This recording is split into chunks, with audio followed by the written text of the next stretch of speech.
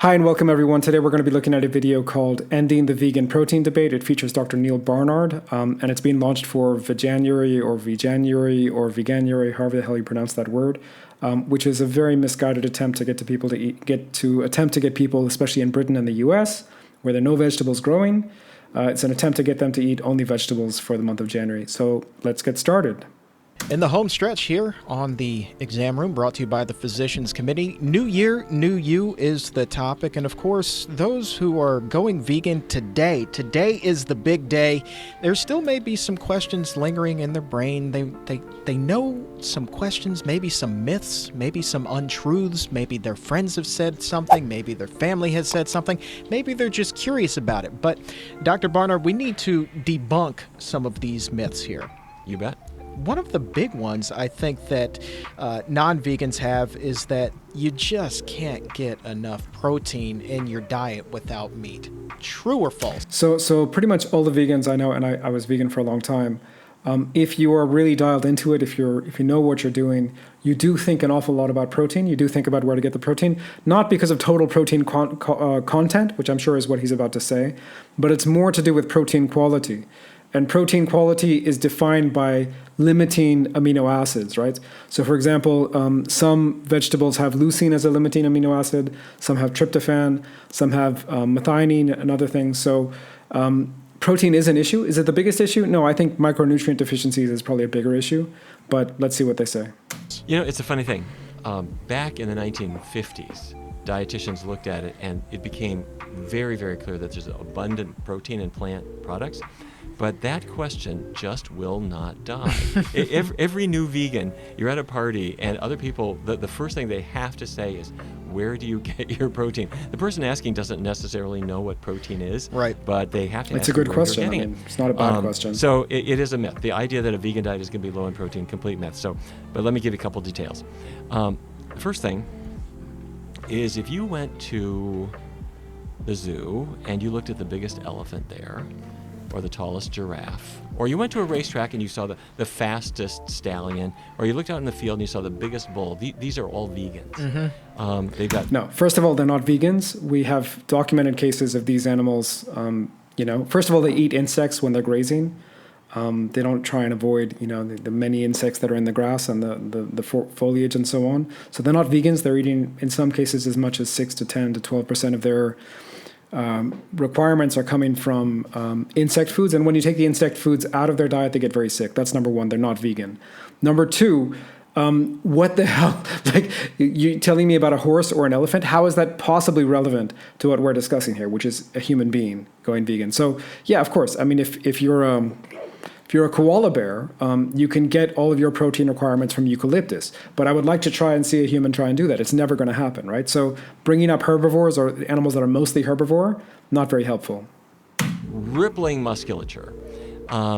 Where do they get it? Do plants actually have protein? Yeah, they do. Let me give you some numbers. Let's say you're eating a typical diet. The average person might get maybe 2,000 calories of just food every day. And the government would say, if you're a man, maybe 56 grams of protein is what you need. Okay, I'm going to do it all vegan. In fact, all I'm going to do for a day as an experiment, all I'm going to do is eat broccoli, nothing but broccoli. Do you know, not that you should do this, but if you did, you would get 147 grams of pure protein just from the broccoli. So I did the math. In order to get 147 grams of protein from broccoli, you would need to eat 5.2 kilos of the stuff. Okay? 5.2 kilos of broccoli will put you in the hospital. All right? Broccoli, first of all, no one can eat 5.2 kilos of anything in a day, right? That's an insane amount of food. Think about, when you're on your most binge eating kind of day, what's the difference between your morning weight and your evening weight? Like a pound or two? So that's like 1 kilo. And you're telling me you're going to try and eat 5 kilos of broccoli, number one.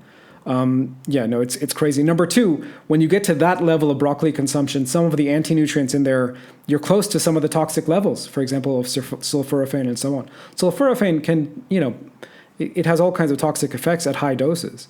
And 5 kilos of broccoli is a pretty high dose. 3 times as much as your body actually needs. Okay, next day, we're going to do the experiment. Now, only lentils, nothing but lentils. For a day, I'm going to get 2,000 calories worth of just lentils. Is there any protein in that? 157 grams of pure Wow. protein. So hopefully you're not doing just broccoli or just lentils. Yeah, so I didn't do the math with lentils, but it'll be a similar thing. You're talking about eating kilos of lentils to get to that amount, number one. Number two, both with broccoli and with lentils, there are limiting amino acids. With the limiting amino acid with broccoli is leucine.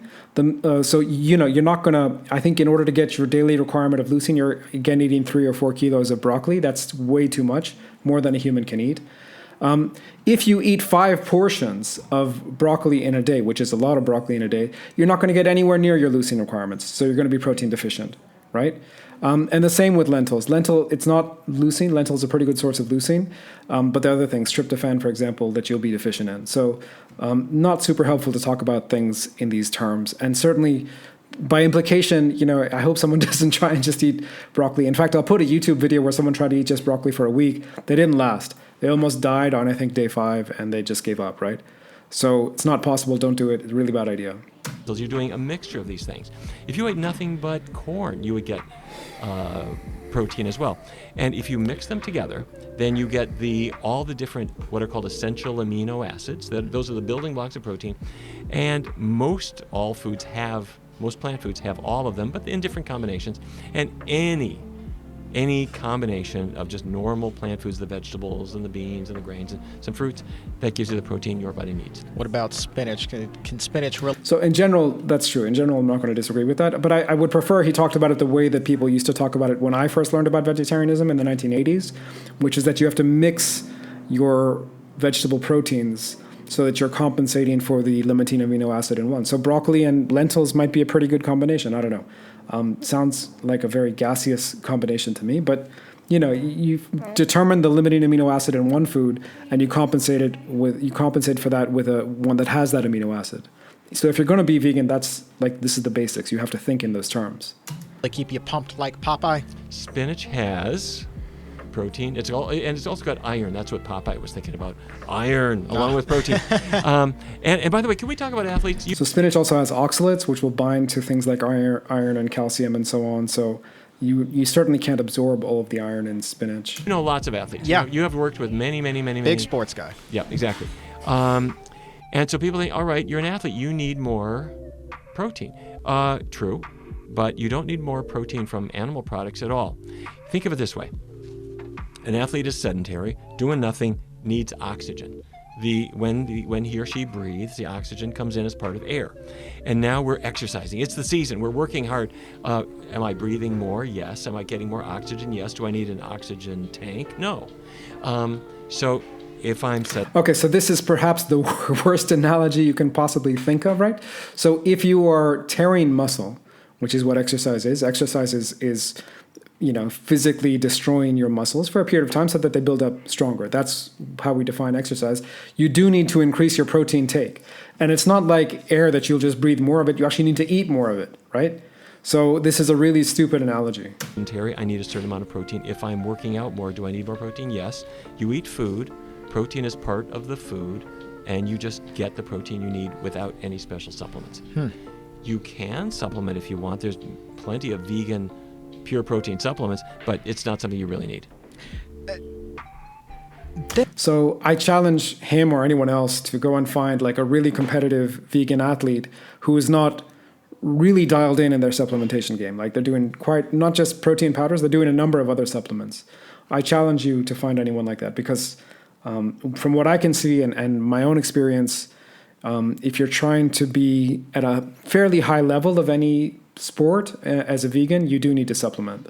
The question becomes, okay, if we're not short on protein, maybe we're missing out on some vitamins and minerals. B12 is the biggest concern among people who are plant-based, right? Yeah, well, it's a legitimate question, but it's a real easy one, too. B12 is interesting. It's not made by animals, and it's not made by plants. B12, vitamin B12, which you need for healthy nerves and healthy blood, is actually made by bacteria. And who knew? That's right. And the reason it's associated with animal products is that in the digestive tract of a cow, there are bacteria, and they make B12, and it gets into the meat, and you eat the meat, you get the B12. You happen to have... So is it relevant where the B12 is made from? We've been getting it from meat and seafood for many, many years, for as long as we've been human. Of those same bacteria in your gut, and they make B12 too. but whether you absorb it is really not clear. Most people would say, no, it's made by bacteria that are too far along in your digestive tract and you can't. Yeah, no, you do not absorb any B12 that is made in your colon, basically, in your large intestine. No, you don't absorb any of it. Absorb it. So many people speculate that before the advent of modern hygiene, the bacteria in the soil, on our fingers, in our mouths would create this tiny bit of B12 that we need. The human requirement is 2.4 micrograms. It's very, very little. And the idea was before modern hygiene, we would get that just from daily life. Whether that's true or not, I don't know. That is complete nonsense. I don't think he believes it himself. Like, if you look at the way he's explaining that theory, I think he knows that it's complete nonsense, but he's just repeating it anyway. I don't know why. So I encourage people to not play around. No, with you know it. that it's not true. Supplement. How much? A small one. When you go to the store, they all have more than 2.4 micrograms, and some of them have 10,000 micrograms. Right. Just take the smallest one you can find. If you take a multiple vitamin, it's got B12 in it. So if you want to take a B12 supplement for whatever reason, don't take the vegan ones, right? The vegan ones tend to be something called cyanocobalamin, which is not really bioavailable. The part that's in the form of B12 that is in plant foods, or in animal foods, is called methylcobalamin, and that is much more easily absorbed. If you eat cyanocobalamin, you have to transfer that. You have to be able to process that. You have to go from cyanocobalamin to methylcobalamin, and not everyone is a good converter. So if you're not a good converter, you're going to be stuck. This is why we see people, even on YouTube, you can go and see people who are taking B12 injections or whatever and still having B12 deficiencies. Too, but you don't want to miss it. So what other vitamins then should we be looking at as far as supplementation? Really just one, I think, and that's vitamin D. Now, vitamin D, its natural source is sunlight. Sun on your skin, everybody knows, creates vitamin D. And when human beings were living in Africa... 100%. And by the way, the vitamin D is synthesized from cholesterol. If you don't have enough cholesterol in your blood, then you're not going to be able to synthesize enough vitamin D. In equatorial Africa, there's plenty of sun. You don't need a vitamin D supplement. But we had the bad judgment to move to North Dakota. Or at least my forebears did. Right. Or maybe... So we had that bad judgment long before there was any such thing as a supplement. So how were we getting our vitamin D?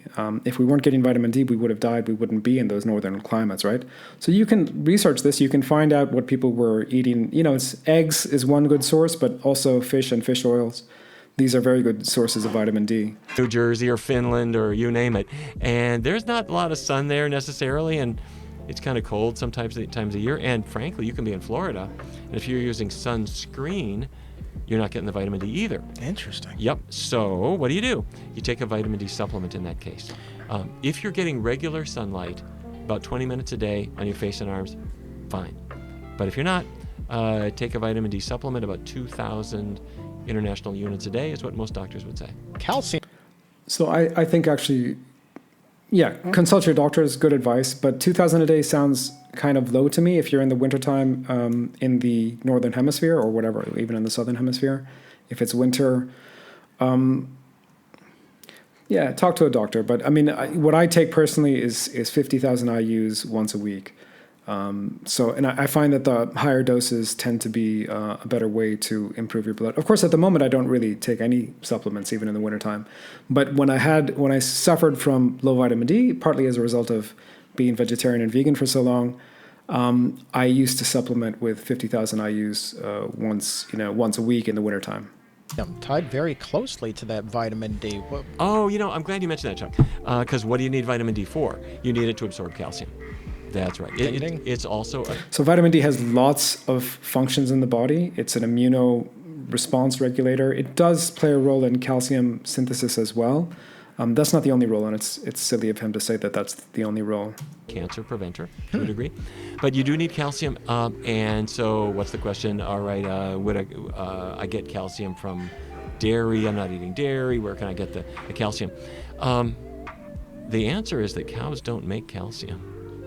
Cows do not make calcium, period. Now that's a myth debunker. The calcium is in the earth, it's in the ground, it's in the soil, and grass grows out of the soil and it carries the calcium up into the grass. The cow eats the grass, and the calcium just ends up in the milk. So when you are at this level of extraction, like we're all, or of abstraction rather, we are all made of stardust, right? The carbon that's in my body today came from some distant star system, light years ago or many, many years ago, right? So saying that the calcium is in the grass, okay, who cares? You can't get calcium from the grass. Good luck on that. Now, you can eat green vegetables too, hopefully not grass. But if you're eating kale, collard, broccoli, Brussels sprouts, green vegetables, they take the calcium from the earth, and it's actually more absorbable in the green vegetable than it is as milk. And so the numbers that I saw was that milk has about 30, maybe about a third of the calcium you can absorb. It depends on the study. There's quite a lot of fluctuation, but some of the studies show as much as 40% of calcium from kale in particular you can absorb. Some of those other vegetables, like spinach, for example, too many oxalates, you can't really absorb much. And again, you're going to have to be eating quite a lot of kale to do this. The way I get my calcium, I prefer to get my calcium, is by eating processed fish, tinned fish, sardines, that kind of thing, with the bones in. I'll try and do that maybe a couple times a month. You don't need a whole lot of it. maybe a couple numbers. Milk, about 30%, 32% of the calcium is absorbed. The rest just flushes through you.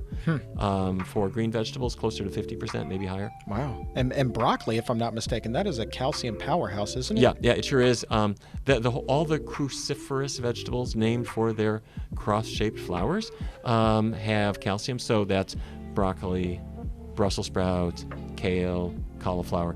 Calcium. So I get really nervous when people tout one class of food as like a miracle food, especially a vegetable food. Why? Because I know people who have consumed too much broccoli, too much cruciferous veg in general, and have developed whatever it is, thyroid issues, gastric issues, many other issues. So what I would say is, you can absorb some calcium from broccoli, you can absorb some calcium from kale. Those are, these are all things that are derived from the mustard plant. And you don't want to be eating too much of any one family of plants if you're on a vegetarian or a vegan diet, or even if you're not. You want to be mixing it up so that you're limiting your exposure to the plant toxins, or ideally consuming very few of them or none of them if you're sensible, in my opinion. Rich, and if you're not eating those foods, you're missing a whole lot more than calcium. So bring those in. You can have broccoli for breakfast. So I've never been as healthy as I've been when I completely cut out the cruciferous veg. So don't believe this guy that you're missing anything if you're not eating. And I used to eat a whole lot of it. I used to eat broccoli, not just every day, maybe 2-3 times a day. And not just broccoli, but the whole family. So cutting that whole family out from my diet, it improved my health a whole lot. If you want. So these are healthy foods. And matter of fact, that just brings me to my next question is, how do we ensure then that we are getting everything that we need? Because obviously, we've known about the food pyramid. We've been taught that our entire lives, but that's not necessarily the route that you want to take. So as somebody who is vegan, what is the equivalent of the food pyramid? Great. Okay. Fabulous. Here's the way to do it. And we have rated diets, and there is a tool that was developed at Harvard University. It's a rating system that allows us to look at the healthfulness of a diet that you're adopting. It's called the Alternate Healthy Eating Inventory. I had a look at that Alternate Healthy Eating Index. I think it is, not inventory. And it is a disaster. Please do not follow that. Or Alternate Healthy Eating Index. So here's what you do. 4 healthy food groups should be your staples: vegetables, fruits, whole grains, and legumes, or that's the bean group, beans, Sure. peas, lentils. So vegetables, fruits, whole grains, and legumes. And if you're building your diet from those and leaving the animal products out, you're going to get plenty of vitamins. You're going to get the minerals you need. But 2 additional points. Emphasize the green leafy vegetables. They've really got such health power, and include a B12 supplement. That's it. Ta-da. If you're never getting any sun, got to think about vitamin D, but that's it. Those healthy 4 food groups, think about the greens, vitamin B12, and this is also the formula for a healthy kids diet too. That's an irresponsible thing to say. There just isn't enough data. In general, there's not enough data on nutrition.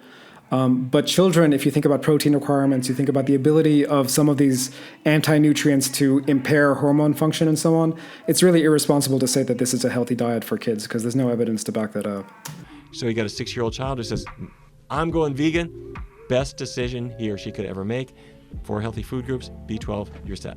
You know, we're going to touch on that in a future show about, kids and school lunches and trying to clean up that whole mess. So Yeah. a lot of work to be done there. But thanks for touching on that. That's a good plug, man. You bet. I like that. Home stretch here. Stick around. We've got a recipe to give you. But for Okay, I think that's it. Listen, what to say about this video? Extremely irresponsible, really bad idea to go vegan for any reason at all. But, just think about it in these terms. He has told you just now that it is not possible to be vegan without a supplement, or without a B12 supplement at the very least. He has told you that. Now, human-like creatures have been around for 2 million years. Humans have been around in their current, anatomically modern form for 300,000 years, 350,000 years. During that whole time, when was supplementation possible? It's only been possible to take a supplement in the last 100 years. So you want to experiment with your own body. I mean, be my guest if you want to experiment with your own body. But I think it would be far more sensible to eat traditional human foods, which, depends on your culture. Eat your culturally appropriate foods if you're not sick. If you are sick, then think about getting rid of some of those plant foods and focus on healing. So with that, I'm Samir. I'm a health coach and a PhD student. I'll see you next time.